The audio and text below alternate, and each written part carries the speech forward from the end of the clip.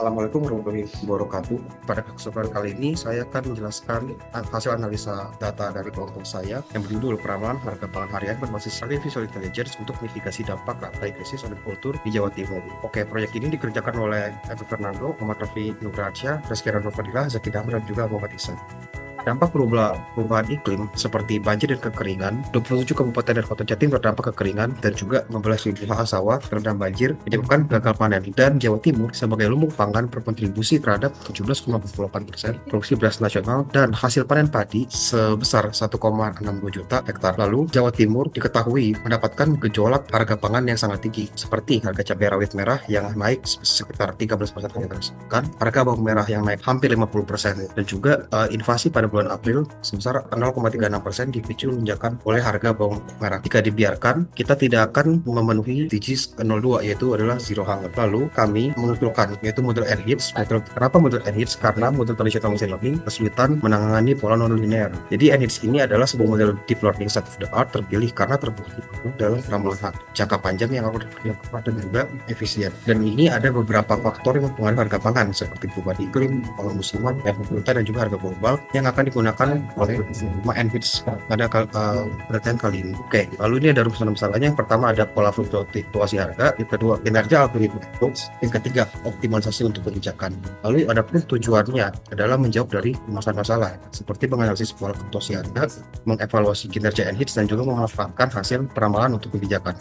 Dan ini ada beberapa manfaat bagi peneliti untuk meningkatkan pemahaman dan keterampilan bagi pembaca, memberikan wawasan pentingnya peramalan harga dan penerapan nilai dalam ketahanan pangan. Lalu bagi pihak terkait untuk pemerintah dan pembuat kebijakan dapat menyediakan proposal kebijakan dengan lebih efektif untuk lembaga riset untuk mendukung pasar dan analisis tren, dan pelaku rantai pasok untuk melakukan efisiensi distribusi, dan untuk masyarakat umum informasi sangat berguna untuk mengawal konsumsi dan keuangan rumah tangga. Baik, jadi untuk sumber data, di sini kami menggunakan 4 terkait harga pangan yang didapatkan dari PETS Nasional dari Bank Indonesia, kemudian iklim makro, kemudian makroekonomi dari Investing, kemudian kalender event dari 3 menteri, dan pertanian dan iklim mikro dari Open Data Jawa Timur.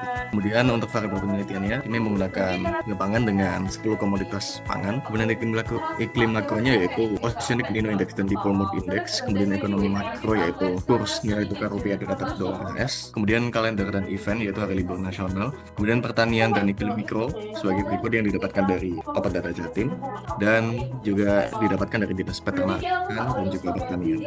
Untuk struktur data disajikan dari tahun 2022 hingga Agustus tahun 2025 sebagai berikut. Kemudian untuk diagram alir kami mulai dari pengumpulan data, kemudian prapemrosesan data, rekayasa fitur, pemodelan peramalan NHITS, validasi model peramalan, evaluasi hasil, kemudian lanjut ke interpretasi hasil analisis dan memberikan kesimpulan dan rekomendasi. Paling pertama kami mulai dari data preprocessing. Di sini kami mengatasi nilai yang hilang dengan metode forward fill dan juga backward fill. Kemudian kami lanjutkan untuk eksplorasi data analisis. Dapat dilihat bahwa terdapat tren peningkatan dan penurunan di berbagai kuartalnya. Untuk hasil peramalan, kami mendapatkan bahwa hasil prediksi dari model kami dapat sangat akurat mengikuti data aktualnya yang dapat ditujukan pada contoh Banyuwangi dengan komoditas cabai merah dan Kediri dengan komoditas daging ayam. Kemudian dapat dilihat hasil MAPE setiap seriesnya. Untuk MAPE terendah didapatkan pada komoditas seperti daging sapi, beras, dan minyak goreng dari Kota Malang dan juga Blitar. Kemudian untuk MAPE tertingginya dapat disajikan pada kota yang cenderung memiliki komoditas yang kurang stabil yaitu cabai merah dan juga cabai rawit. Oke, untuk kesimpulan yang pertama, model NHITS kami terbukti akurat dan robust untuk memprediksi harga pangan di Indonesia. Kemudian potensi dampak yang besar. Kami menyediakan landasan ilmiah yang kuat untuk kebijakan pangan berbasis AI yang berkelanjutan. Kemudian untuk implikasinya yang pertama, kontribusi ilmiahnya yaitu validasi NHITS dengan rolling forecast untuk multi-daerah Indonesia. Kemudian implikasi praktisnya sebagai alat pengambilan keputusan bagi pemerintah dan pemangku kepentingan. Untuk rekomendasi strategis yang pertama, kami mengusulkan sistem peringatan dini yaitu early warning system untuk intervensi pasar pangan proaktif. Kemudian kami juga melakukan optimalisasi stok dan logistik. Kemudian kami juga mendemokratisasi pasar Indonesia yaitu dengan memberdayakan petani dan konsumen. Oleh karena itu, pangan.id merupakan aplikasi yang kami usulkan sebagai ekosistem pangan Indonesia yang lebih stabil, efisien, dan transparan. Sekian yang dapat kami sampaikan. Terima kasih.